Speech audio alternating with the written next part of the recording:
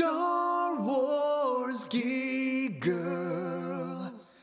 They're geek girls that like Star Wars.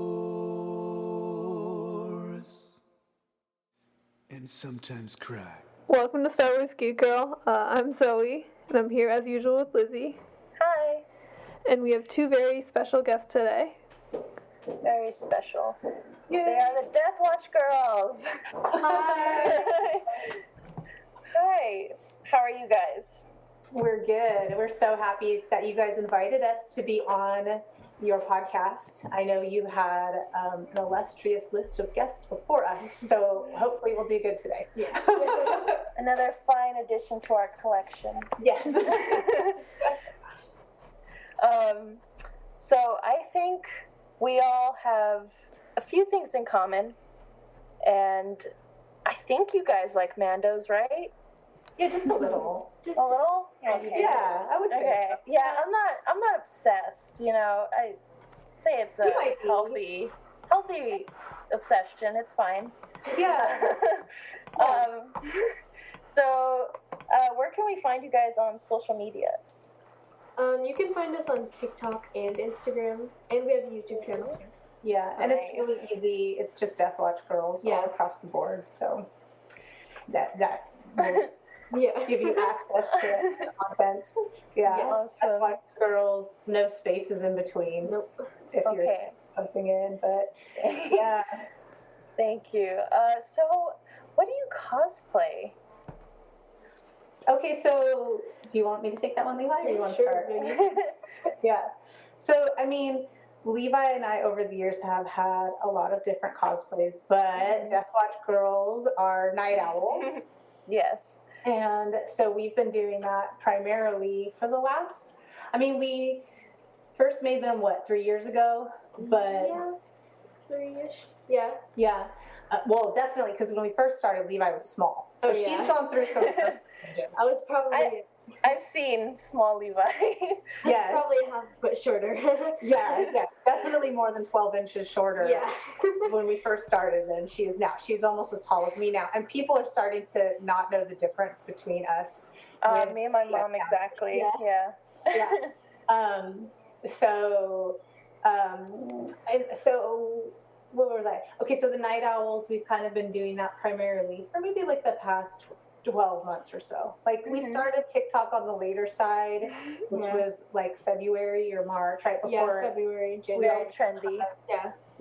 We kind of got locked down, and all of a sudden home all the time. Yeah. And then it also was a time where Levi's in high school now, and I felt like it was a good time that we could kind of combine ourselves for social media, where before, everyone's seen little Levi, but it was different. If that makes sense. Yeah. Yeah. So you definitely grow into the community a lot. Well, you girls know, because, you've been part of the Galactic Academy, or part of the 501st as youngsters, right? With family for a long time. Yeah. We both definitely know. Zoe has like a year ahead of me, I think. Well, but how old were you when you started? I was like 9 or 10. Oh, I was 6. So yes, a few more years. Years. Yes. Levi, you were probably like 8. I would say I was 8. Yeah. I did my first trip as a Jawa I started as a Jawa too. Jawa gang. Yes. It was really cool because, we could talk about how we got into the 501st, but so a good friend of ours, Luke Yates, who goes by Left Coast Avenger up in Seattle, has been part of the 501st, like probably as long as you guys have been, like a really, really long time. And so he works with Brian, and we were doing these Star Wars art shows, and he sent his Vader down for Brian to wear, and that was kind of like it. Yeah. Because ever since then, Brian, it's an obsession. It is an obsession. Yes. You say you don't cross the line, I think our family does. Yeah. For sure. But Levi was so small, and there were some other families. I don't know if you know the Shanaday family, but they have a lot of girls that were doing Jawas at the time. So it was awesome for Levi to be part of that community right off the bat, right? Yeah, of course. Technically, he wanted to go down to my very first Star Wars costume. I was Princess Leia, but that was like your average party city costume. So I don't think it counts very much, but it still counts. Yeah. I guess mine first was like Padme. Was it? Like, yeah, when I was really, really little. But yeah, anyway, continue. Well, it's funny because I don't know if you guys remember, but there was a Star Wars exhibition that was traveling around, and it came by us at a place called the Discovery Cube. And Levi was really little. I think she was in kindergarten. I was in kindergarten. So we went to it, and I have pictures of Levi standing next to the Jawa costume, and we were trying to get her back then to do it. And you know, this was even further back. So it was just so ironic. And when she was little, she was kind of, you know, Jawas are a little scary. Kind of. a tad bit. I remember not being scared of it. I don't know what it was. Yeah, I don't know either. I wasn't scared of it because I know that it wasn't scary. It's the eyes. But it was definitely like, oh no, that's not, no, that's not for me. You know, when she was like 4.5. Oh no. No. Let's go over here and look at Chewbacca or something, you know? And so it was just really funny that ended up being her first like real Galactic Academy costume, and she loved it. And I remember being so stoked because it just made watching Levi with people at troops and the joy in their face. I mean, there are certain characters that people love. Darth Vader, TKs, Rey. You girls know. But Jawas especially attract a ton of people. So it was very cool to see the joy. Yeah, for sure. Well, I think it was mostly little kids too. Like, I know there's like the toddlers that are like scared of all of the characters, but I feel like there was a lot of kids that were really into the Jawas, and that was definitely fun. Yeah, well, for me as a kid, my sister was also a Jawa, so we would just run around all the time as Jawas, and like kids would like join us running around and just being Jawas, which is something I always liked. So how fun was it to see them on The Mandalorian? I was scared. Yes. I loved them, but like, oh my god, that episode, I was watching it with my dad when it came out, and like every time a Jawa died in that episode, I was like, oh, like every time, and my dad was just cackling next to me, and I was like, oh, no, the Jawas, my people. I saw them, and I cried for Zoe. I was like, Zoe's not gonna like this. Yeah, they got their shots in too, though. Yes. Those Jawas. Oh yeah. They did. And they got the egg.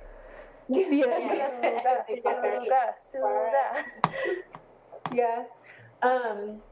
So then back to our kind of like cosplay journey.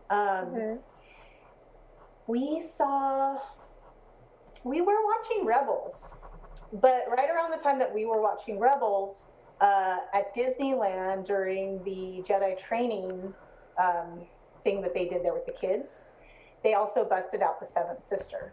And that was where I saw her for the first time. And I instantly was like, oh my gosh. That's when I saw her. Yeah, when I saw her. Audio listeners can't see me like swooning. They can imagine. Yeah. I just fell off my chair. And so then we went down that, I personally went down that journey, and there really wasn't any other like seventh sisters on the West Coast at that time. So that was pretty cool. Yeah. And it was fun to be her. She's so sassy. Yes, very sassy. So sassy. I think that's why I like the Night Owls too. Yeah. Because even though we don't really know much about their character from seeing them animated, Right. it gives room to like, you know their personality. Yeah, you know they're sassy. Of course. They have to be. Yeah, so I think that's why, you know, we both gravitate towards those kind of characters for sure. Yes. With the attitude. But it wasn't too long after that I'm trying to think if you had other, like you did Young Jin, and you did a few things that we did at Celebration. I had a lot of fun doing Young Jin.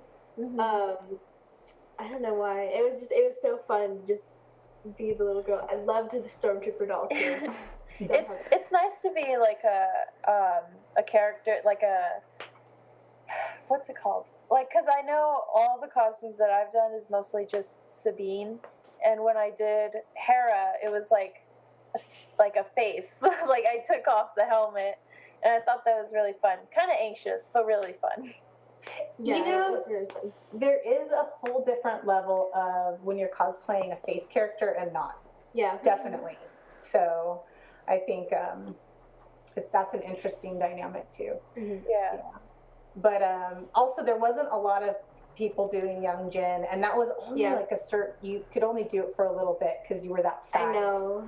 And then you outgrew it. Yes. But then also I think pretty quickly was that when we made the Night Owl armor, and that was a journey because at the same time so at that time Brian was building everything for us. Yeah. And, my dad. yeah. And we would help too, like the soft goods and sewing stuff, but all of the armor, it was also towards Brian's kind of building journey. So he had pieced together A New Hope Vader, which that's a whole other story. That is so intense. Oh, I yeah. don't even know how to explain it to you guys. Like That was putting together and creating a screen accurate A New Hope Vader, any Vader is intense. Yeah, my dad's in that process. Been in that process for a little while now. We have so and that took forever. pieces. Doing the Night Owls was a completely different style of building. Yeah. And our friends Brian, Kim, and Sandy were at the same time doing the Night Owl, and she's actually the CRL. But watching the process of having to figure everything out from an animated character that's hardly on the screen, and a lot of times they're in the shadows, so you're not sure exactly what color things are, or like, is it this way? Is it this way? It's really its own art process. Yeah. So yeah, and then making the CRL is hard because you have to go through that whole process of like paving the way for everyone else with all the details. And then once it's done, and to be honest, we sort of let Brian and Sandy take the lead because it made it easier for us to be like, okay, so to get approved, you have to have this detail, this detail, this detail. Right. So, and both of us got our armor kits from Imperial Surplus to start.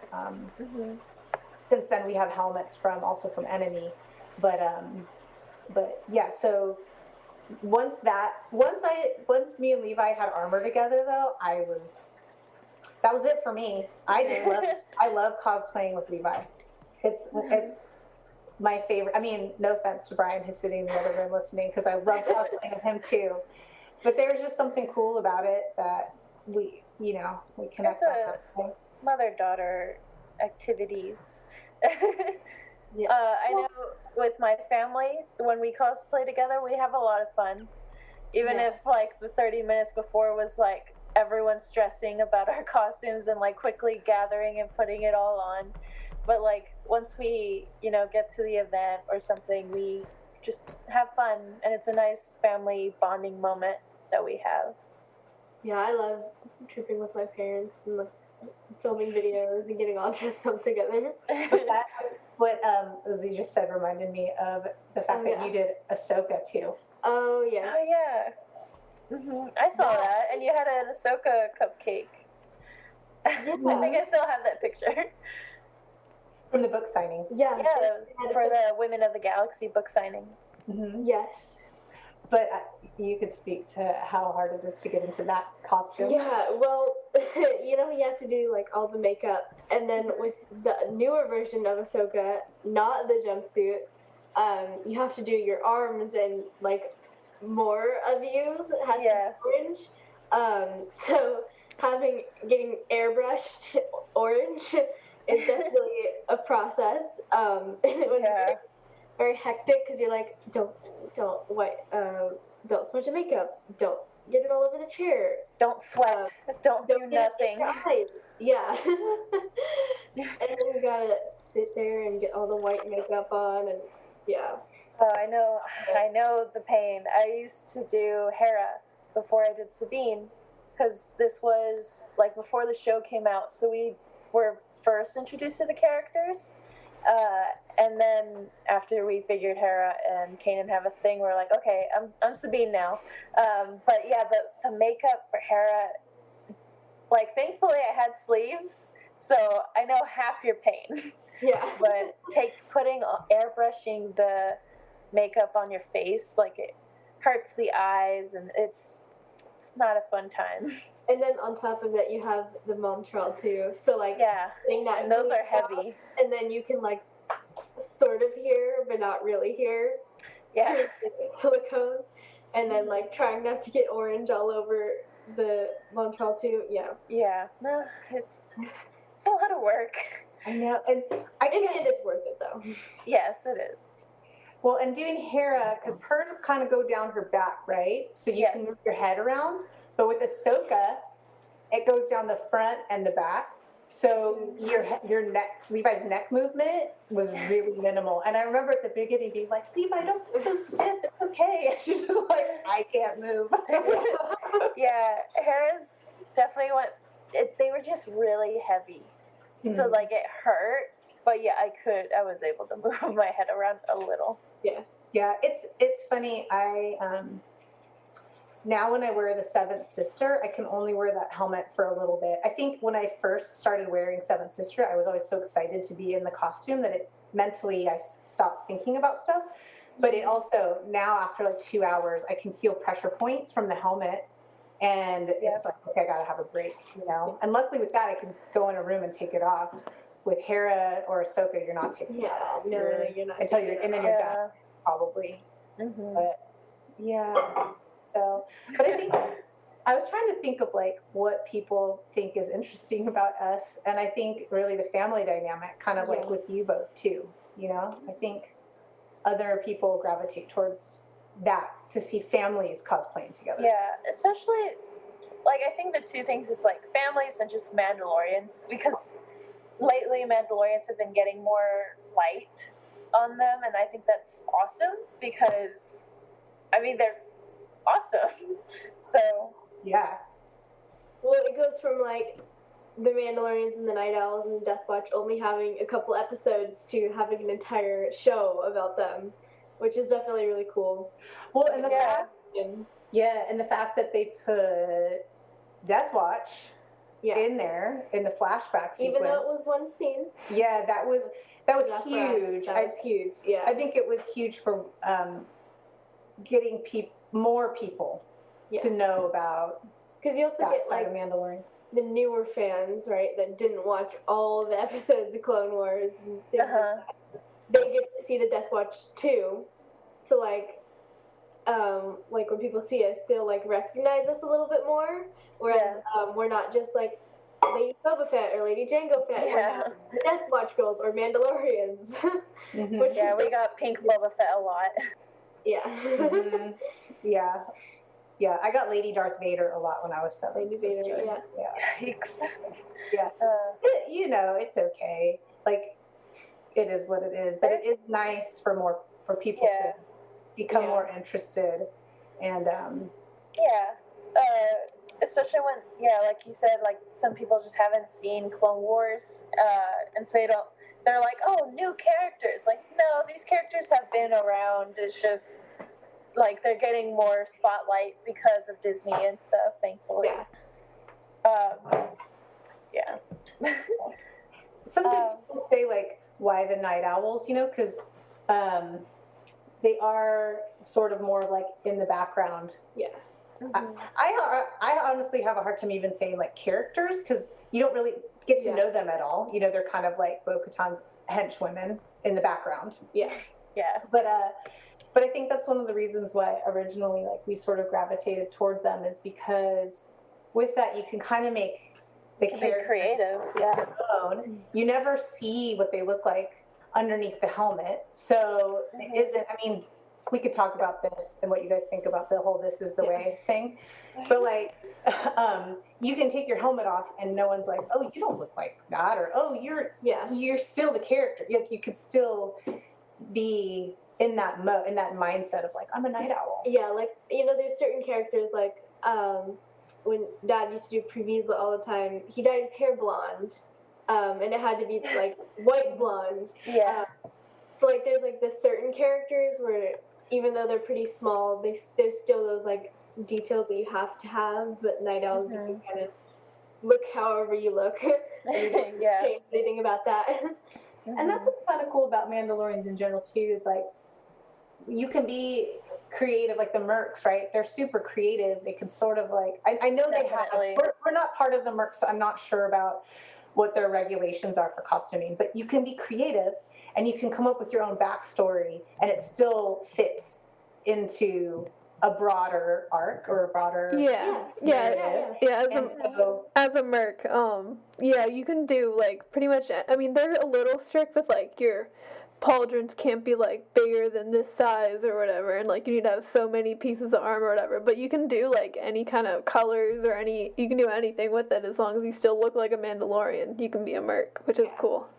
I just think that's awesome. I also like that aspect too of like different Mandalorian clans. Like I loved Clan Ren's armor. Armor, but like how different clans have different like paint jobs and different patterns and things. I always thought that was really cool.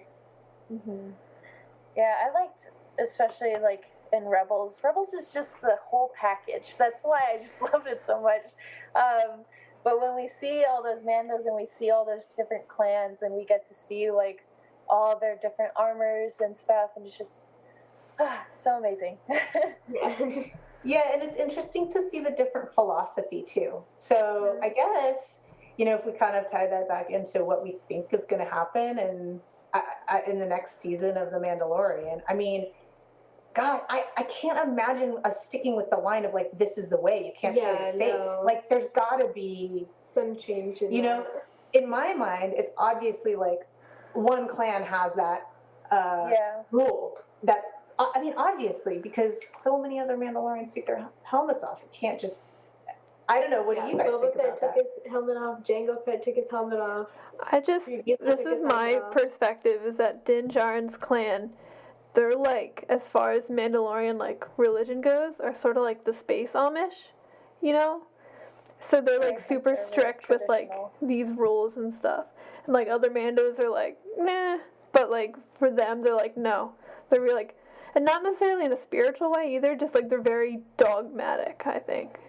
Yeah, military. Yeah. Kind of like. That's what I think more like. Like they're just like a super strict sect, Because I think when we think religion in Star Wars, we think like the Jedi. But really the Mandalorian way of life is sort of like a religion in its own way, Yeah, there can definitely be different kinds of religions within every group. Yeah, and I think that's a cool part about Rebels too, is seeing the dynamic between Sabine and Ursa, right? Yes. And how like generation, I mean, it's sort of like today, kind of, right? Because you have the older generations that are more traditional or are stuck in a certain way, and then you have younger generations who are thinking differently and pushing the mold. And hopefully the older generations, are open-minded to communication and then being like, oh, okay, yeah. But sometimes people forget about that. So, like, I definitely remember sometimes on some of our older videos, we would get comments like, why did you take your helmet off? This is the way. Like, you're not supposed to show your face. But they don't realize that they're literally, like, you can keep naming characters that took them off. They've only seen the new things. They haven't completely, like, dove into all the Star Wars. Yeah. They've only seen one thing. Yeah. Well, even that, like, in the prequels, like, Jango takes his helmet off, like, a bunch. So it's not even just, like, they haven't seen the cartoons. Star Wars fans that have only seen Force Awakens and On and Mandalorian. So you've got those fans, too. Yeah, but that's why I'm excited for new storyline. Yeah. Because I think a lot of the people that were in that mindset of like, nope, this is what was said, this is the way, are going to learn some new things coming up. Maybe. Mm-hmm. Okay. Hopefully. Hopefully. Was it confirmed that Ahsoka is going to be in season 2? I don't think so. I think it's still a rumor. It's all... The problem with social media is that a lot of those rumors came out right at the start of quarantine, and I think normally no one would have paid them any mind, but we were all so bored and on our phones all the time that it just got spread like way out of like what it would have been normally. So now everyone's like, oh, well, they're confirmed. I'm like, no, they're not confirmed. Some random person on the internet said that, and then it's just like, just like it's like a really weird game of telephone. I mean, I'm not saying it's not true. I'm just saying don't like be like in the mindset of like, oh, well, you know, all these characters are going to be in it and then get disappointed. Yeah, the problem I have with it is just, if it does happen, who are they going to choose? Because I do have a problem with one actress, because there's like conspiracies and things. Well, yeah, I know the actress rumored to play Ahsoka has serious allegations against her for some things, against an employee of her family.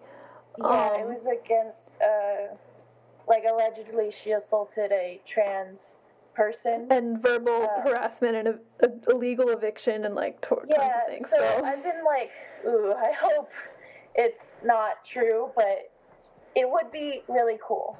Yeah. Yeah, I mean, I'm of the opinion where I just kind of would like my animated characters to stay animated, you know? Especially Zeb.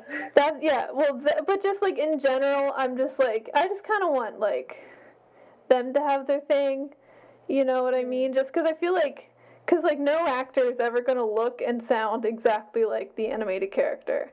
So, like, I'd rather just have, like, maybe, like, I wouldn't mind, like, in a, like, cameo and you see her like from the back or something, but like I don't know how much of a major role.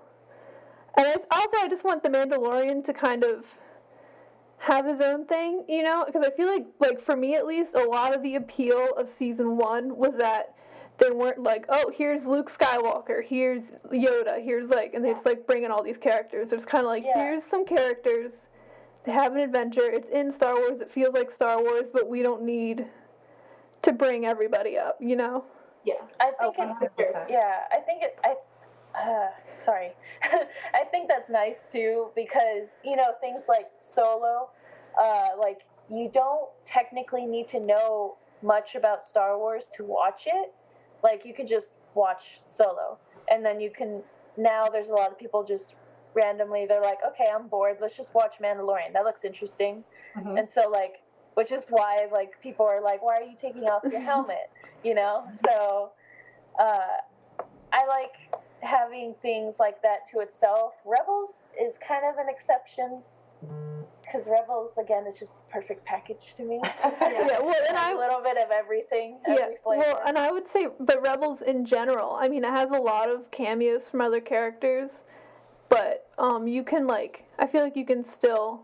Like, you don't really need prior knowledge. Like, you can watch the show and be like, oh, they're talking to some guy. I don't know who Lando Calrissian is, but he seems cool in this show, and not really need to have all that background of him. True. You know, and I'm not sure if, you know, like, some of these characters are going to be, like, supposedly playing a major role in The Mandalorian. I mean, they're going to need to give backstory for those. Yeah. You know? So I think, like... I don't know. I think personally, don't really want to see too much of some of the rumored characters in the show, but we'll see. You know, I think sometimes it's the dangling carrot gets everyone talking one way, and then when the show comes out and it's rad and it's another way, everyone's happier. Yeah. Do you know what I mean? Yeah. So, because they are being sort of hush-hush about, so far, we still have 2 weeks to go, but about showing what's coming. It's a lot of like, this is the backstory, and then boom, boom, boom, here's a couple snippets, and then, okay, see you in 2 weeks, right? Yeah. So, hopefully, you know, would I be stoked to see a night owl fly in with the Death Watch? Heck yeah. Yes, but that's different than... you know, having a full episode about Ahsoka. Yeah. I agree with what you girls are saying. Yeah, and I mean, and one of the major, I feel like, criticisms Rebels got a lot, I mean, besides the ones that were, like, stupid, but, like, was that Ahsoka took over the show sometimes. And as a huge Ahsoka fan, I resent that a little bit, because the more Ahsoka in cartoon world, the better. However, I can see where people get that a little bit, you know, because Ahsoka isn't really a main character of Rebels. So even if I don't necessarily agree, I understand where that criticism comes from, and I feel like, I don't know, I feel like we have a lot of Ahsoka everything, and we could always use more, but I also understand the desire to keep her on the sidelines and not let her kind of force herself into the Mandalorian as much as I love her. I did like her fighting with Mandalorians, though. Yes. That was pretty cool. That was the good. Yeah, best. side by side. Yeah. That was awesome. Oh yeah. Yeah. Yeah. But yeah. I forgot what I was just gonna say. I had something else in my It happens a lot to us. Yeah. We're just like, what were you talking about? Honestly, I'm most excited for Baby Yoda. Oh, Baby yeah. Yoda is the highlight Of course. of Yeah. my life. Child, I'm also more excited to see about the Darksaber. Darksaber. Yes. Mhm. I don't even. Yeah, I'm really excited to see the Darksaber. That could be where they throw some people in if there's like some Yeah. flashbacks about how Moff Gideon ended up with the Darksaber. Yes. I can Yeah. see where there's like snippets, like how when they did Din Djarin's flashback of how he was rescued, or Right. in the family. I just want to know if Bo-Katan is okay. That's all I care about. That's all I I don't need. think she is. But she has to, because Yeah. I do have to explain. Zoe is in denial that Kanan is he's dead. fine. He's gonna come back, okay? Where? It's just from, I don't know, the portal. He's fine. He's all right. He was, you know what? He wasn't in the finale because he was building a nursery for the baby, but he was just very busy. Big nursery. Yeah, he was very busy. He's fine. in our minds and hopes and dreams. He's okay. He's okay. He's okay. Yes. A We little can always toasty. imagine. He's fine. Toasty, but He's fine. okay. Yeah. No, but I definitely at least want to know what happened to her. I hope they give her a little more like I hope he's just not like, I killed Bo-Katan and then like that's all we know. I hope we like at least get a little more than like killing her I in a don't think throwaway. that's going to be. I don't either. mean, I just know like they did that with Aura Singh in Solo, and I love Solo to death. But I was like, wait, did you just kill Aura Singh in a throwaway line, monster? But so I just don't want that for Bo because she's great. I know. Yeah, I I know. agree with that. So we'll just have to see what happens, Yeah. I guess. But I mean, but Dave Filoni has like a soft spot for Bo. Of for course. obvious No, I reasons. trust So all my he faith in Dave. If he just was like, boom. All my faith in Dave. Dead. Yeah. Although I could see, I mean, I so much love, obviously we love, being Yes. night owls. We love that whole part of the storyline, and I could fully see an offshoot at some point because the response from fans in general, I could see it. So the reaction to us as night owls has always been good. It's not been like, oh, you're some weird side character. People are stoked. So I could see eventually them doing some sort of spinoff with Bo. It would be insane. We need I can't get enough of strong female characters. Just bring it on. I know Yes, that we need people- more. I know that it's like this back and forth online between people and what they have to say about women characters in Star Wars or whatever. But like when they're done right, sorry, I'm just talking. It's okay. I got excited. It's a, I got it's a really podcast. excited. Talk as much as you want. Yeah, but Levi's here too. But I did have a question, but keep going. Keep Okay, going. I'll wrap my part up. But when the characters are done right and like the armor is insane. She was one of the characters that stole that whole series for me and made me love it even more. She's awesome. So like, I can't get enough of that. Yeah. Like, Perfection. Okay, Levi. No, I was pointing to the helmet. Oh, we have our. So I have two questions. Just wanted to make sure. Mandalorian is after Return of the Jedi, but before Force Awakens. Yeah, it's like in the couple of years after Return of the Jedi, as far as I'm aware. 7-ish, maybe? I Yeah, don't know. where Around. Force Awakens, we have like a couple decades, I think, before Force Awakens comes into play. Yeah. My other thing was, we forgot who did they just Enfys Nest? Oh I feel like yeah, that'd be cool if they put Oh something my like God. that. Enfys would be fun. in I love season two. Enfys. I do want Because more we of don't her. really know what happens to them. Like they just. Yeah, No, the story Return of just the Cloud. it's So just, I feel like it'd be really cool if they did something with that. I just thought of that. That would be fun. we're kind of getting on to Solo now for some reason, but I want to know what happened to Kira still. It's been years. Oh, I don't care what happens to Kira. I want to know. I like her. I like Kira. It's Like, one of she's those things where I want to know, but I don't want to know. I don't know. What else? Oh, I was going to say, just, this is a sidebar while we're talking about Moff Gideon, but I've just started watching Community, like, last week. And have either of you watched that? Any of you? Yes. We haven't, but go ahead. I love it. Donald Glover's in it. He's amazing. I can't tell if his character is my favorite because I like his character or just because he's Donald Glover. But anyway, I was watching it, and today there was like a guy in an episode, and I was like, he looks really familiar. And he was like a real like goofy kind of character. And I realized it was Moff Gideon, and my world was blown. That's it. I just wanted to say that. Yeah, he was definitely in there. He's also in the Boys. Is he? I haven't watched that He's one. a villainous character in the Boys.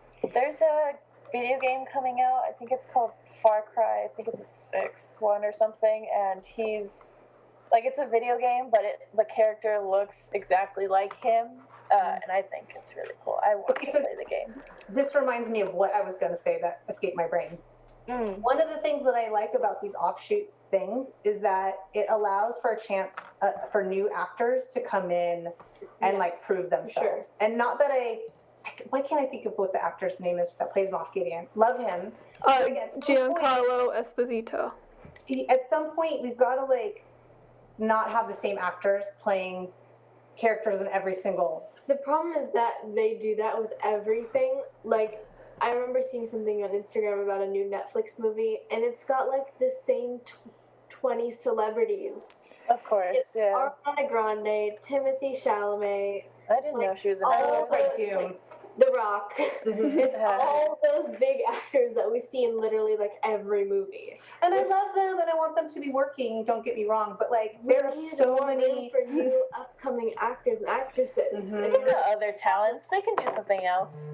Right? They have their like tequila business. They're set. Like let's let young actors that don't already have millions of dollars from being in other things. There's so many young people that work very hard at their craft that just will kill it if they just have a chance. There's like, that's why I'm kind of like conflicted with Stranger Things actors and actresses, because like as much as like they should get work because they're young and they're just gonna get older, and after that people are not gonna use them anymore, but also they're being used in everything now too. So it's Although just I did say Millie Bobby Brown did a really good job in Enola Holmes. I need to watch that still. Yeah, and I think she actually was a producer on that movie, so that's a little different. So, I think she was a driving force in getting that made. Which to me is a little different than just the same actor getting hired for every different Marvel series and Star Wars and Doom, and I was like, okay. Anyway, but I do love the fact that like with the Mandalorian not just following the same storyline or like Solo being kind of an offshoot and different, you get these like, because I haven't seen the actress that plays Emphas Nest. I don't know, maybe she's just a chameleon and has been in other stuff, and I haven't noticed because she's a great I haven't noticed either so far. But I loved her. I loved her in that role. I just thought that she just was Emphas Nest, and I just am so into it. There was I want more of her. I don't remember what book it was, but there was a part where she meets Jin. She meets a small baby Jin, and so like they meet, and she tells Jin like, "Don't let them underestimate you." And I think it's cool. Cute. Yeah, that's super cool. So, but yeah. Well, I didn't want to take it sideways, but I started in my brain thinking about like all the storyline of Enfys Nest and how she inherited it from her mother, and like there's all sorts of stuff that can happen with her world. I feel like they just have so much they could do with that part. Yeah. Yeah. I'm not sure how she particularly would fit into the Mandalorian. Like, I would love more Enfys Nest. I guess I picture her more like, I want to know more about her collusion with the rebellion, because we don't, like, once, because, you know, Solo takes place before the rebellion is really, like, coming together, like, it's before Rebels. So, like, I guess I want to know more When I with... say that, I don't mean for it to be with Okay, yeah, we're jumping around, my brain isn't following, sorry. But yeah, definitely more Enfys Nest. Into the Mandalorian season 2 because it's so much later. Yeah, I mean, she'd be a lot older.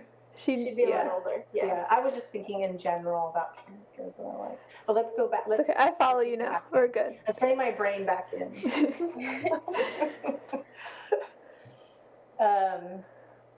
Okay, what was your favorite character from the first season? Baby Yoda. If you can just pick one, which Baby Yoda. character would be? Baby Yoda. You know, yeah, the first thing I would think is Baby Yoda, but I really like Cara Dune.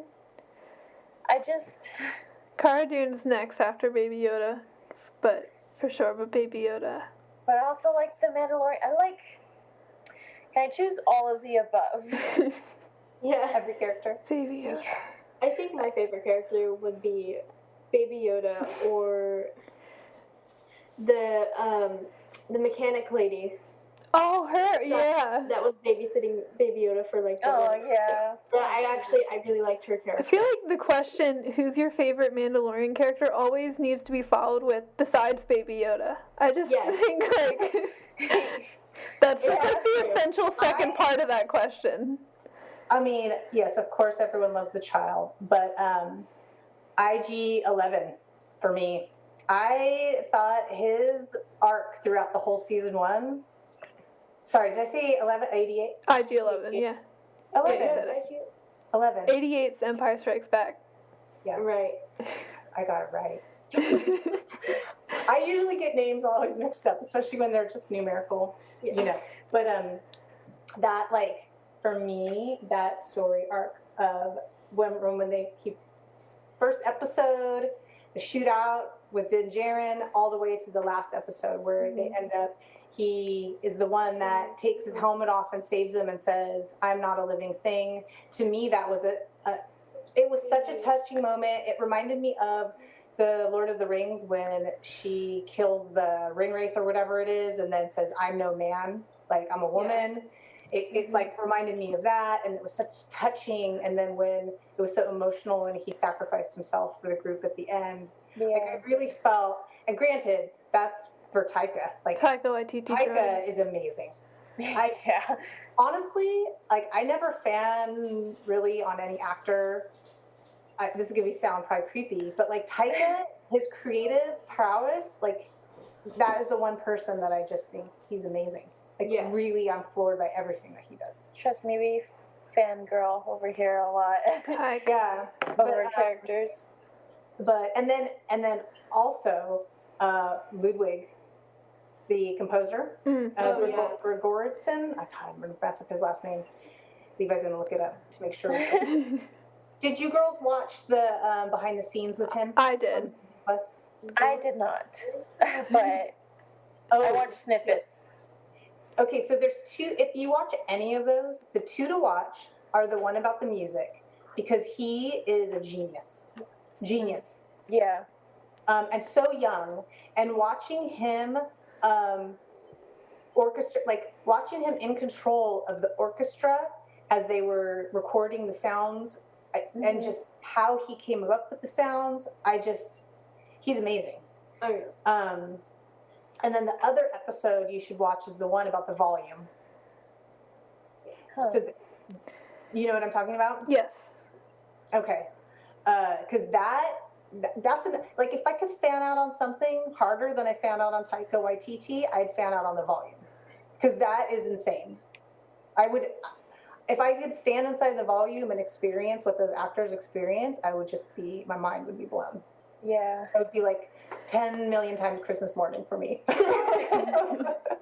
I would recommend the Legacy episode of that series as well, about how Star Wars plays or how the Mandalorian plays into like the legacy of Star Wars, because I could listen to Dave Filoni talk about Star Wars like forever. Of course. Like, I think Dave should start a podcast and he just talks about everything. yeah. Like, whatever's on his mind, Star Wars, he just records it and puts it online, and I would listen to it forever. Or we could get him on this podcast. Okay. What do you say? Yes, ladies. We're going to do Yes. We're to manifest right now. I'm getting my hands moving in audio. You can't see me, but I am manifesting Dave Filoni to this podcast. Yes. Levi just pushed my hands down. She said, "You're embarrassing. People can't even see you." But you know what else is really cool about The Mandalorian, which Dave's name reminded me of, because Dave's artwork is so beautiful. I thought you were going to mention his character. I was like, yes, Trapper Wolf. Amazing. Well, that too, but first, like, Dave Filoni, his sketches and how he communicates his ideas in his mind about characters through sketches on napkins and all sorts of stuff is just Right. amazing, right? And then one of the things I loved about The Mandalorian is at the end of each episode, they kind of recap that episode through artwork. And I think anytime that, and necessarily it wasn't Dave's art, but like being able to give thanks to artists like that, even if normal people don't catch it or like really fan out on the artwork, that was another thing that I found really, really cool. Yeah. You know? Just So- appreciating all the artists that work on it. Mhm. And now we can talk about Dave and his character. Trapper Wolf. Trapper Wolf. I want a Trapper Wolf book. I want a Trapper Wolf spin-off comic series. I want a Trapper Wolf audiobook. I want a Trapper Wolf. I want them to revive Disney Infinity solely so I can play as Trapper Wolf. I want Trapper Wolf in Squadrons. I want Trapper Wolf in Battlefront. Yes. Hey, we're on board. We're on board. Excited. Sign the petition. Start the petition. Yeah, send it over to us. And pass it along. Yes. What else? Like, I had all my little notes about my favorite things. I personally I completely forgot when we were talking about like new actors and actresses coming in because of The Mandalorian. I like the people of color, like actors and actresses that are coming in, because like for me it's like the Hispanics and like Space Latinas that I'm just super excited about.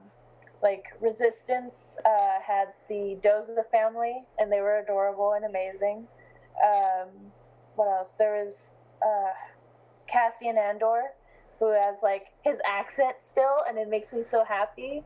And then like The Martez sisters. The Mandalorian. The Martez sisters. Oh yeah, yes, them too. They're amazing too. Just all of them. I love all of them. And Poe. Yeah, I like seeing all of them. You forgot Poe Dameron. And Get Out. and Finn, and just every person of color that's coming in and getting more representation. It's makes me cry. New I'm actors. happy. And they're new, and well, not new in general. All of those actors have been working very hard for a very long time at their craft. But like being able to open the doors for a variety of people to get their chance to show how awesome they are. You know, like I just think I agree with you wholeheartedly. I think it's so important. There's like a few that I wish they just got more, especially like Finn and Kelly Marie Tran as Rose Tico. I wish they had more scenes and more to do and stuff, instead of getting like tossed to the corner during I like agree. the I feel like films. Rose got the short end of the stick. Yeah. Like she got that like big moment at the end of Last Jedi, but I feel like they could have done so much more with her. Yeah. And Skywalker, but they just threw it away because fans didn't like her. She really could have come along on the trip, but they were like, nah, she's busy. I'm like, is she though? But Yeah, it was an interesting choice, and I'd hate to think that it was because of like social pressures, but you never know. You know, You never know. There's a lot of interesting choices that they make that are done by maybe like weird fan pressures. I don't know. But I definitely agree. But I have to disagree about Cara Dune. to me, I feel like Gina could have done she was a little flat to me. But maybe that's because I was expecting so much out of like a main female character. Right. But like, to me, she got fully upstaged by the armor, who was just so much more exciting and had way less scenes. She was so much more exciting. Coming from an actress perspective, I also feel like her acting wasn't that great either. And it kind of like killed the scenes a little bit. But. Well, it was interesting to me too in the behind the scenes. They kind of like talked about how she didn't. Gina Carino never auditioned for that role, which is another one of the like she just like actors asked. They just she said that's fair. I do think audition. They just be like, okay, we'll just call her. That's fair. They didn't really say why, because her acting roles before, like if you see her in Deadpool or whatever, she doesn't have a lot of dialogue. So it was interesting to me, or it didn't, once I saw that after the series aired, it wasn't surprising to me that I felt that way about her, because I don't think she doesn't come from an acting background really. So she's okay, that explains it. WWE, right? She was UFC. She was a UFC fighter way back before Ronda Rousey. So it was during the time when women weren't really accepted. So that was kind of an interesting time and cool. When weren't women accepted? I know. Also probably why we got our hopes up like really high for Gina, because like we do martial arts too. We were training all the time when we like found out that she was gonna be playing that character, and it was gonna be like really cool for us because we relate to her that way, and so we had our expectations high. Yeah, I guess for my family, because we also do martial arts, and we were just excited to have a woman. To be honest,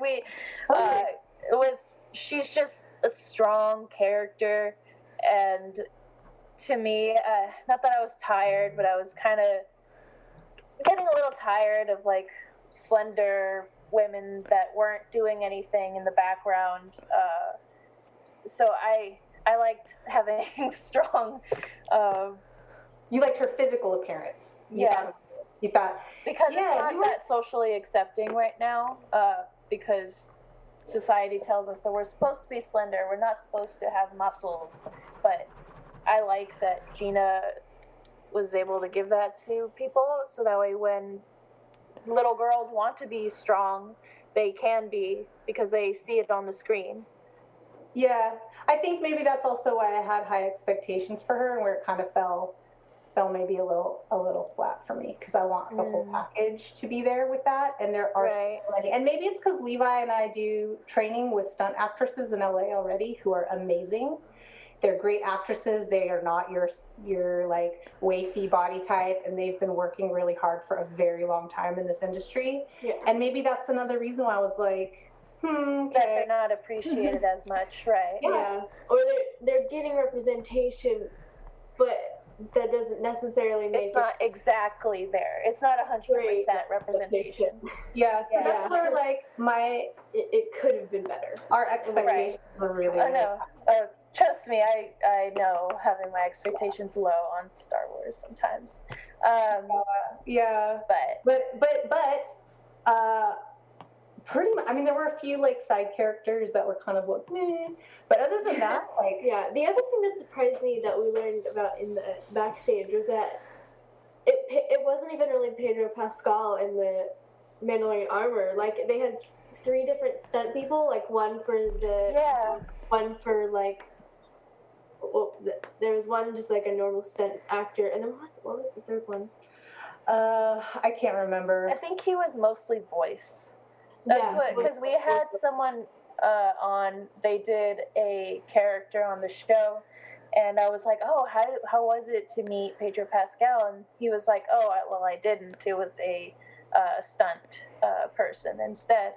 I was like, "Oh, okay, that's interesting." Yeah, as like a film production person, I was like, that's genius. You have a character that like you can put anyone in the suit pretty much, and you can just film like 3 different scenes at a time with your main character. That's genius. Now, I like what Dave says, where he's like, when you're filming, you have to wait for the sun and all of that. I could just draw this real quick. Yeah, yes. but that was another cool thing about the volume. Yeah. Was that The it was volume. all like 360 degrees. I want to be there. You know what I mean? Like that is insane.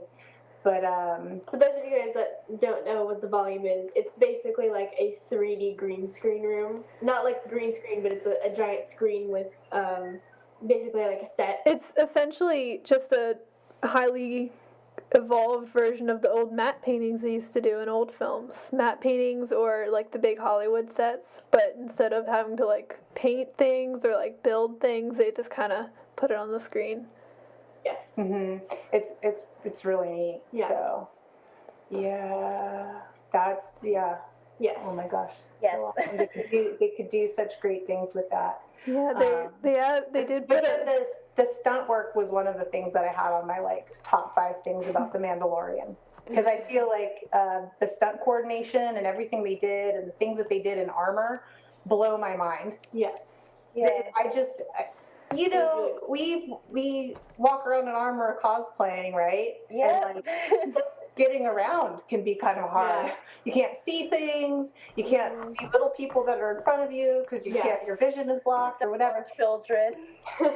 And to watch what these people, these stunt people are doing in full armor is just it's really cool. Yeah, my dad, he does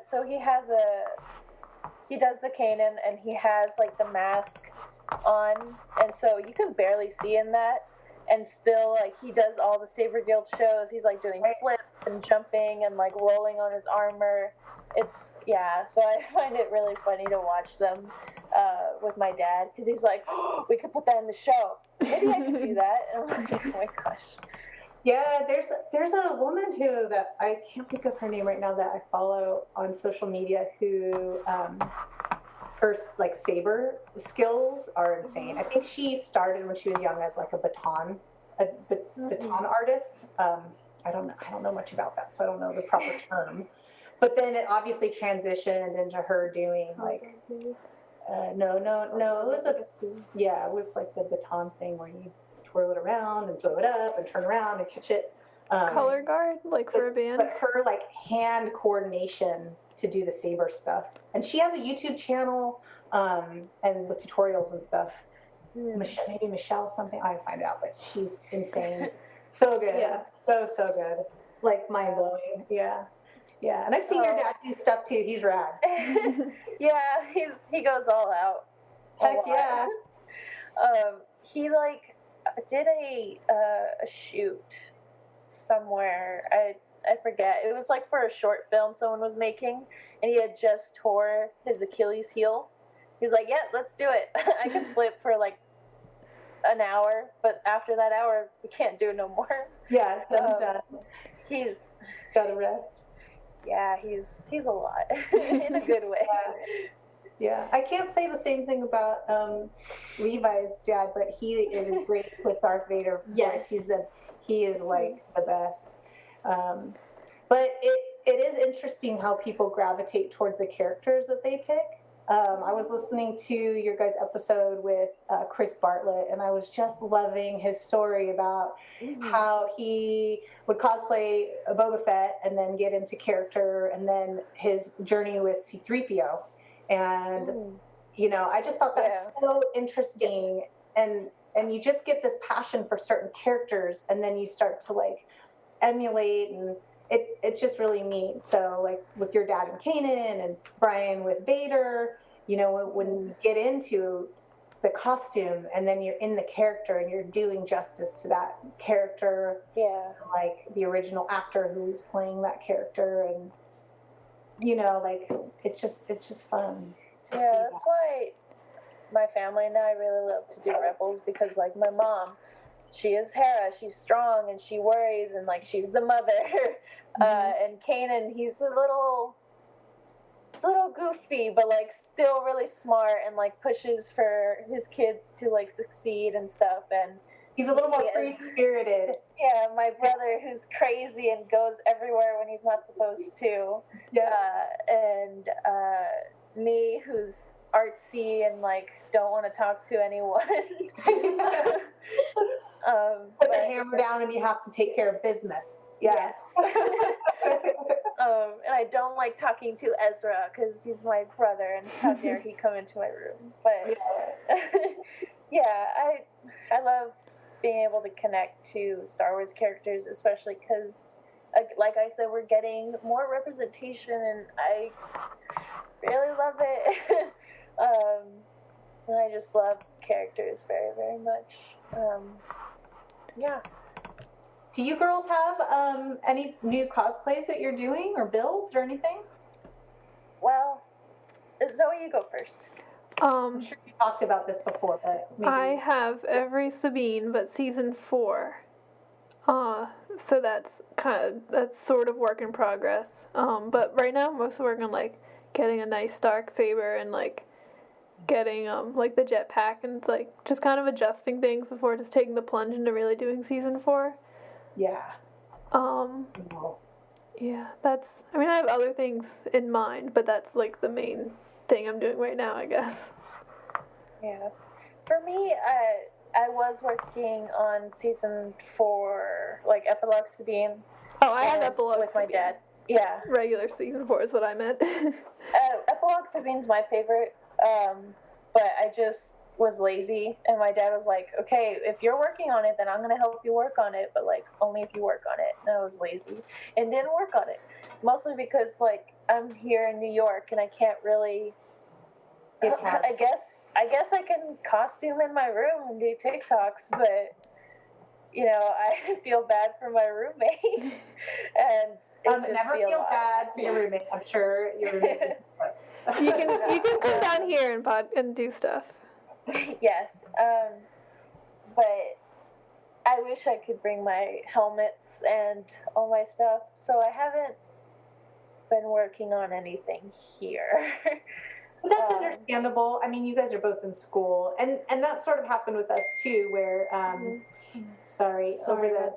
That's okay. Over the summer, especially being in isolation or like in quarantine for COVID, or like not going out, whatever. Yes. Plenty of time for building. We were building all the time, and then when school started, it definitely was like, okay, now we're only on the weekends, and then you have everyone has life, so it's like, okay, we can build on Sundays. And then it's been like 100 degrees here for the last month. So then I've heard. Wants to build in 100-degree sun. Yeah. But so we definitely know the pain of like life getting in the way, But okay. Yeah, I kind of wanted to do Tora Doza because she's kind of the opposite of me in a way, but I really like that about her because she's super like, excited about everything and very positive. And especially because she's a Space Latina and she's just super adorable. And I cut my hair when I came over, and it's really short, but it used to be long. And around the house, I would just put it up like hers with the 2 braids on top, or 2 buns. Yeah. But also her whole jumpsuit, we wouldn't know where to get that, and like her helmet's like a motorcycle helmet, but like a certain style. It's a bit complicated, but new builds especially are like hard, and I think the soft goods can be some of the hardest parts to build. Yeah. Especially, my dad just learned how to sew, so he's getting better at that. And he likes doing it, so that's good. And I think he keeps redoing my brother's costumes because he keeps growing constantly. He's only like 13 right now, so he's definitely still growing. Your brother was older for some reason. He's the same age as Levi. Oh, he's like as tall as me, but he's small boy. He's 13. Yeah. Okay. Yeah, well, you know how that is. The growth. He's eternally 10 years old to me because that's when I first met him. So He'll be like, in like 20 years, he'll be like married or whatever, and I'll be like, oh, there's little Axel, isn't he so cute? Yeah. When he's like 6'10". Yeah. There's a little Small way Axel. up there. I think he might slowly be getting to my dad's height. My dad's like maybe 2 inches taller than me. Sorry, I have to pause it real quick. No problem. You go look at your phone and tell her to stop texting. Sorry, Levi's getting text messages. It's coming through on our computer. Oh, okay. No problem. Yeah, don't worry about it. She's gonna tell her friend to stop texting. How dare you have friends? I'm so sorry that we interrupted. Don't worry about it. Oh, no problem at all. I was podcasting with Sal like last week, and we had to stop for like almost an hour because I had to go pick up Safi from school, and then I got back and he's like, well, I'm having lunch with Axel. I'm like, all right. So we like waited another half hour. Yeah. I guess that's the one cool thing about the audio. You can't edit, although you probably don't want to do too much of that because it can become tedious, right? Yeah, but it's no problem. Yeah. No. So we are working on, I'm almost done with the armor. We're just waiting on the soft goods. And like we were just saying, soft goods are so hard, and because she has so much leather, we outsourced that to a maker that's out of the country. So they're almost done with that, and I'm really hoping that they will be before the end of the month, because it'd be rad to have it finished before season 2 starts. Yeah, that's always the wait. I've been waiting for the Novos Jin costume since the movie came out. Oh my gosh. So Get your money back. I can't. Get that money. It's just, so it's like, it was supposed to come, well, last we heard it was like, oh, it'll come in May. And then May came, and it's like, oh, it'll come in July. And then July came, and it's like, oh, it'll come in August. So right now I think it's supposed to come in November. So Okay. I'm sure I'll definitely get it this time. This time I think it's, We will all start writing letters on your behalf and saying, no more pushback. And then they keep like announcing new products. They're like, oh, we just started selling like this helmet. And I'm like, okay, what about the things you sold? Yeah. I think that's the pain of a Novos, right? Like, I don't think you are by far the only one that's suffering. Yeah, no, I won't be ordering from them again for sure. I mean, their stuff is nice quality. My dad, when they first started, he ordered a Stormtrooper kit from them. And he hasn't put it together yet, but it's nice. And then he won a second Innova Stormtrooper kit in a raffle. Oh, cool. And he also won like a land speeder, like little car thing in a raffle. Won't enter the lottery, but keeps winning all these things in raffles. Tell him to stick with that. It seems like it's working for him. Just find all the good raffles, enter. Yeah. Raffle luck. And then when you get all the stuff, then you can resell it. Yes. That's just con. Yeah, no, but yeah, I mean, like, their stuff is nice. Like, if you go to their booth at, like, Celebration, like, it's good quality. And their prices for at least some things aren't, like, outrageous for what you'd pay for things. Yeah. It's just, like it's been years at Novos. It's been 4 years. Where's my gin? I know. Novos. Things are definitely changing, though, with how many people have 3D printers these days. Mm-hmm. So that's the whole building world is changing, evolving. Yeah, before that it was, you've got to sculpt and have like machinery to be able to produce things. So but there's definitely a difference in quality for sure. Yeah. So, because we have, like I was saying, we have armor from Imperial Surplus, and then we an enemy, which is actually pretty cool. We're working on like a little secret project, and enemies. We're doing some stuff with them, so that's kind of cool. We'll be announcing this soon. We haven't announced it yet, but we're doing like a discount code with them for DeathWatch Girls. Oh, cool. But we also 3D print a lot of stuff, and so to see and feel the difference in quality level between everything. But you know what? Like, it's all good. I've seen foam costumes that are insane. Yeah, well, and I think you can make really good quality out of anything if you put the time and effort into it. Yeah. And I think, and like, even if something, like what we've been doing in my house a lot is we'll 3D print something, clean it up real nice, and then cast it in resin. Like, I can't say what I just cast today because it's a present for Lizzie's mom, but I was trying to figure out how to make something, and I tried like different things, and then my dad was like, well, let's just 3D print it and cast it. And I was like, oh, that's perfect. And we just did that, and it's working well, so. Awesome. Is it a Hera helmet? It is not. Okay.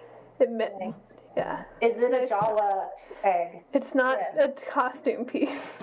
Oh, okay. But nice try. Nice try. BMW. No, just kidding. Yes. This is turning into the guessing game show. I know. Yeah, was there anything else you girls wanted to talk about, or like, I don't know. I don't know. We've been we bouncing kinda a lot. I covered think it. our notes were just a shell of what we ended up with. Yeah. I know we kind of went all across the board everywhere. Yes. But it's fun. It's fun that way. That's what we do. Yeah. I think I don't know what else. We were talking about. We were talking Mandalorian, armor, everything. Solo We for a talked little forever bit. about Star Wars. Of I just don't course, know what yeah. Of course. you know, or No. like if there was something specific that we I think needed to touch on. yeah, But we covered everything we wrote down. So cool. Nice. Yay. Very cool. Yes. Thank you so much for Yeah. being on our podcast. Thank you guys for having us. Yeah, thank you for inviting This us. is It's fun. Do you And want then, to say your social media again, just in case? Sure. DeathWatch Girls. You can find us on Instagram. YouTube, and TikTok, although we haven't been doing TikTok as much anymore. but we are there. But we're there. So, yeah. And then, what else? With Dave Filoni. We'll be getting on him. yeah, Yes. we're Yes. manifesting In that. conclusion, Next chapter is Dave Filoni getting on your show. Yes. Well, we will hope. Yes. We'll just take all the little sound bites of us saying it, and then we'll post it, and then he'll see it, and then we'll contact you. We Yes. need everyone in on this. Yeah. Yeah. Yes. All right. I think that's going to happen for sure. Yeah, hopefully. Yes, and wouldn't that be cool? Oh well, stupid COVID. I was just about to say, wouldn't that be cool? If we could all meet at the the Yoda fountain, or like at the. Yeah. I would love to go to the Yoda fountain. Have you girls ever been there? Have you been up there?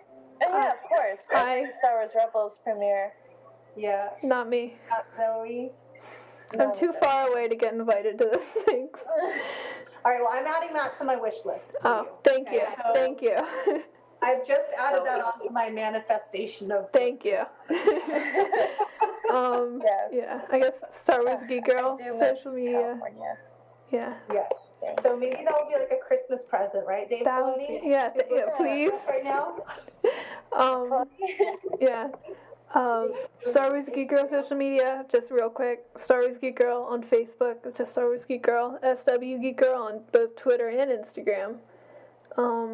Obviously, you know where to listen to the podcast if you're listening to this on our channel. That's, pretty much anywhere you can find a podcast. Spotify, Apple Podcasts, I think Google Play, all that. We have the Star Wars Geek Girl website. I've been writing a series called Mise en Ren about the mise en scène of different areas of Star Wars Rebels. So you can check that out. Yeah. If you know what mise en scène is. If you don't, it's just like the general aura, I guess, of places. I don't know how to explain it. It's a film. I learned it in film school, so I made it about Star Wars because that's what you do. Film things with Zoe. Yep. Yeah. When I learn things in film school, I'm like, how can I Star Wars this? Zoe is the next Star Wars director. Let's get another. I don't know Zoe. I don't know about next. I mean, it might have a few Next. years, but I don't know about next. But hopefully someday. Have you ever you got to come out here and get working under some of these directors. That was another cool thing about the Mandalorian, is having all the different directors. Yeah. Yeah, I would like to. I go to Temple University, and part of our film program, you can go to LA for a semester and get an internship and stuff out there. I'm on a list where I get, anytime there's a filmish kind of job opening at Disney, I get an email about it. So I've applied for those. I mean, I'm I live in Pennsylvania and I'm not available till December, but if you want to hire me, please. Yeah, I'm doing the same for culinary. If there's a Disney opening for my senior year, then I'll be going over there for cooking things. You'll get to hopefully. learn all the Galaxy's Edge secrets that they didn't put in the cookbook. I'm so excited, you girls, because in 4 years, we're going to look back. I'm going to remember. You guys might not remember. I'm going to remember talking about this during this moment. And then I'm going to pull it up and be like, I was there when we all talked about it. And now they're directing and head chef at, you know, all the menus. At the Galaxy's Edge sit-down restaurant that gets built. Whatever resort. Right. I can imagine the most fancy Disney. Maybe you could be a Whatever it chef is. on those like Disney cruises, and you get to like go to like the Caribbean and stuff all the time. Yeah, or maybe it's the oh my gosh, I'm blanking. Club 33 or whatever the fancy one is. I don't know what that is. At Disneyland, you know, Yeah. where you have to be a member. I guess I'm not a Disney. I don't have very much Disney knowledge.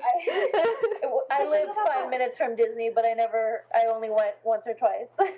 Oh, it's so crazy. So there's a private restaurant that you have to be a member, and I think it's like $15,000 a year or something. What? You really have to be like knowing someone to get into this. Yeah. And then with that, you get perks, but one of it is being able to eat at this special place. Wow. And if you know The someone, food's good. Yeah. $15,000 a year food. yeah. So when you're in charge of all Disney culinary, make sure to invite us. 'Cause I will. yes, I'll give you a discount. once in my life. Yes. It would be fun. Anyway, we'll learn something new every day. Yeah, the goal is to be at the Star Wars hotel. That would be nice. That would be cool. Yes. Are Especially they because I'm doing that in Florida or yeah, is it- Florida. Okay. Unfortunate because I don't like Florida that much, but hopefully I'll just be working in the hotel and I won't pay attention to Florida where I am. is California, but sticky. No. And alligators. No. Yeah. No. No. Yeah. Florida is the Florida of everything. Yeah. But you know where they could do a Disney Star Wars hotel, which would be cool, is Japan. And wouldn't that be fun? That'd be I awesome. do want to go to Japan sometime, Mhm. but I also We're don't gonna make know it the happen. language. We're talking about it now. Yes. So Manifesting. 5 year, get ready. Oh gosh. 5 Yeah. 10 years, you'll be jet setting around everywhere, you know, talking about your culinary expertise and sharing them with top chefs all around the world. I think I'll be graduating in like 2023. I think the same as Zoe. Yeah, because I'm a 4-year program. I'm doing summers. Which is probably not a good idea, but I'm still going to do it. You're going fast to do Yeah. more. But that's what I did. Yeah. So it's, you know, and do lots of internships. Mm-hmm. That's Yeah. important. I was trying to get a job for the federal work study loan, but they don't have. They had like one, and it was IT, and I was like, I only know cooking. That's why I'm here. Yeah. So Just keep that was my looking. time. And then sometimes it's good to just get your foot in the door too somewhere, but and then you can switch to what it is you want to do. But I Right. highly recommend doing internships. I think Mm-hmm. I wish I would have done it earlier, because then you kind of can hone what it is that you like, and Yeah, then I you can did. take classes to that too. I did an internship for high school because we had to for our last year. Mhm. So I worked at this place in Newport Beach called the Pacific Club. Mhm. And then for our last semester for college, we have to do an externship. So hopefully I can do this. We'll see. Mhm.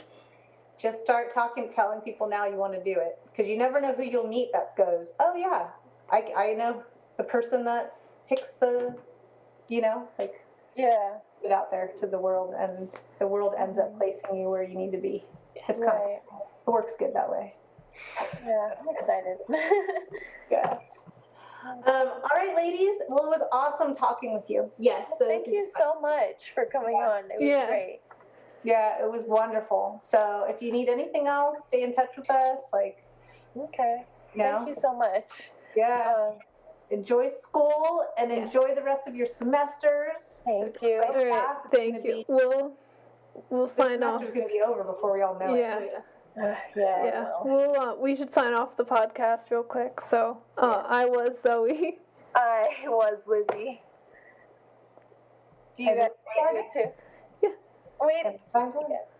We usually every podcast. I don't know how it came up, but I think I said it and you made fun of me because you're like, you were Zoe. Who are you now? And then it just kept going.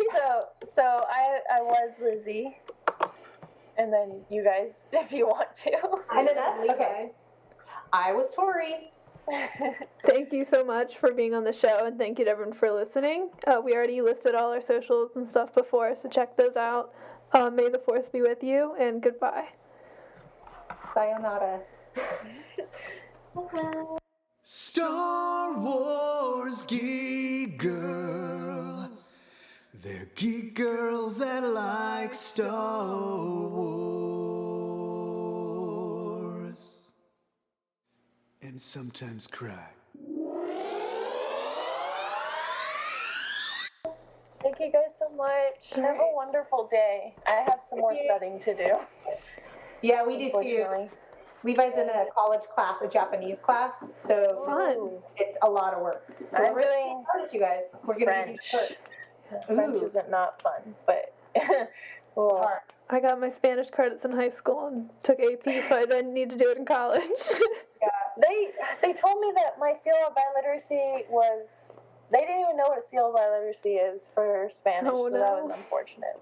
Yeah, But, I just took. I had a crazy AP Spanish teacher who's like, technically these tests are supposed to be for 2 separate classes, but I can teach it in one. And I thought she was nuts, but it worked, and I passed the exams and don't need to take a language now. So yeah, that's good. Yeah, that's Levi too, because her homeschool program, so she's doing it through Irvine Valley College, and so basically one semester there counts as a full year of high school language. Oh, nice. So it's super intense. So Yeah. But it's okay. It is okay. We will all live and You got this. Yeah. So, Okay. Thank you so much. Thank you again.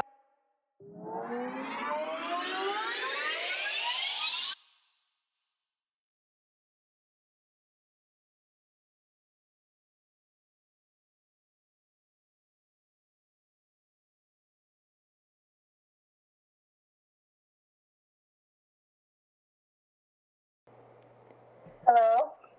Hi. Hi. How are you guys? We're good. How are you? Tired. Okay, I can leave now because the volume is Okay. right. So we can see Zoe, but not Lizzy. Recording's on. I'm in my dorm with my roommate, so I'm just I don't want to have the camera on. Sorry. No, it's all good. But you guys can hear me well, right? yes. Yes. Okay, good. Okay. Oh, wait, where'd the notes go?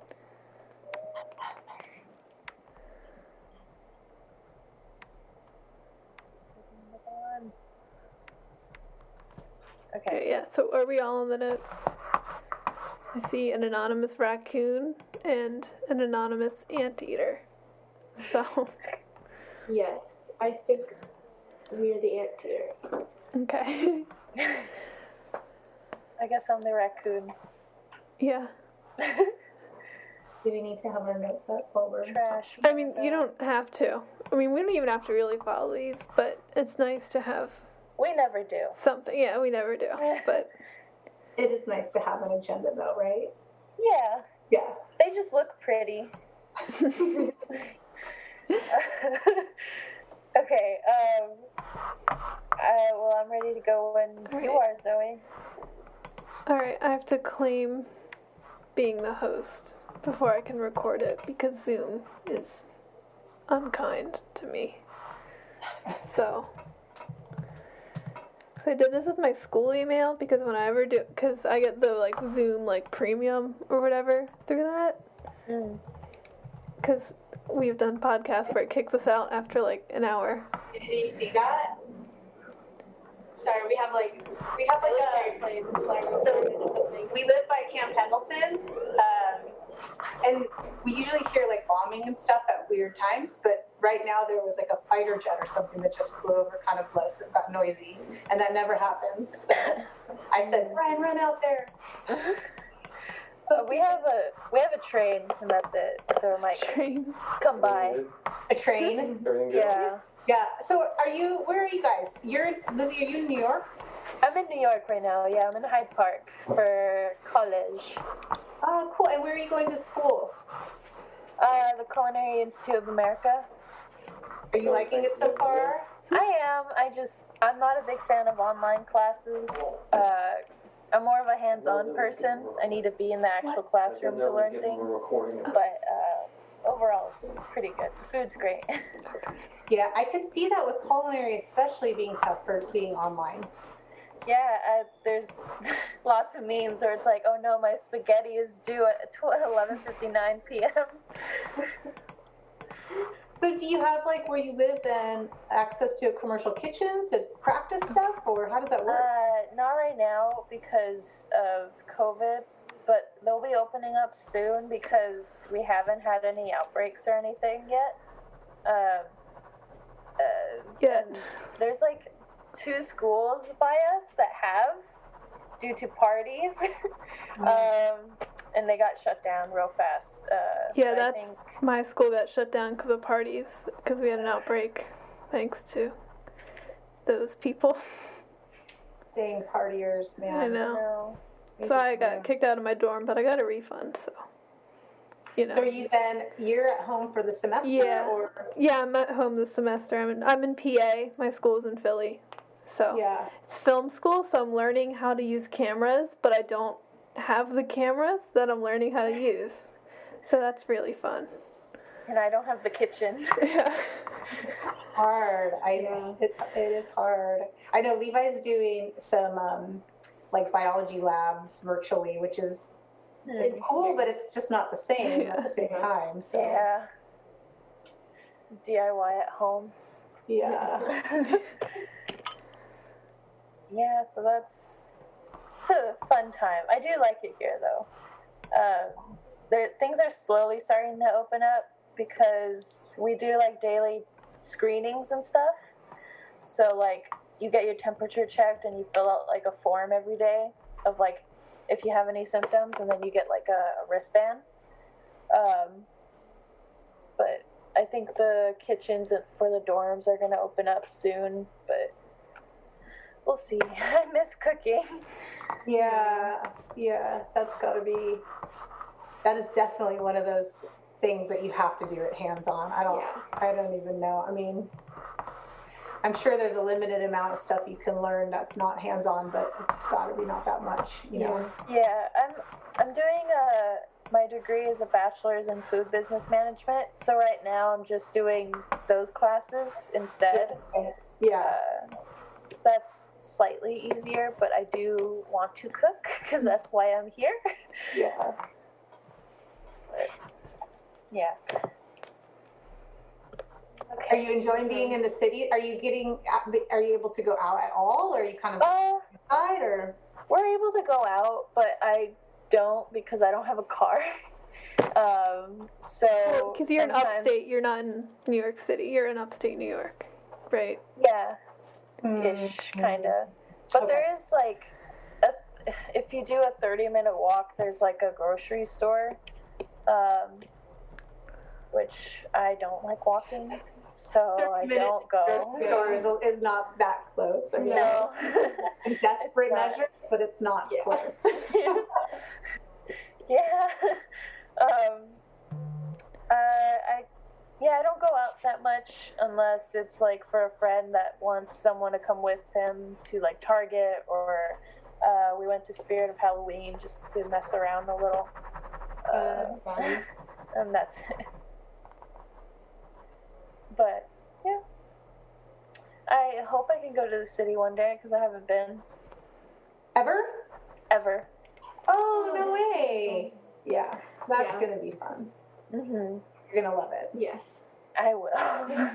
because I crave Mexican food, and there's not a lot of good Mexican food around here right now. But it's all right. Yeah. Yeah. It's different though, right? It's not like we're used to being here in Southern California. Yeah. Yeah, it's definitely really cold over here. And the leaves turn red. They don't in California, at least where I lived. It's raining a lot. And I'm by like a big river, and I think that's cool. It's really pretty over here. Yeah, different kind of nature on the East Coast for sure. Yeah. Yes. Yeah. So, well, let us know whenever you guys are ready. I don't know. Yeah, if you I'm ready. Like, intro music first, and then Yeah, well, we put the intro music in after. after. Okay. So we can just start. I just already hit record, and we'll send you guys this recording so you can use it for anything you want to use. Yeah, so we'll start. We do all the notes, right? So yes. I guess we'll start.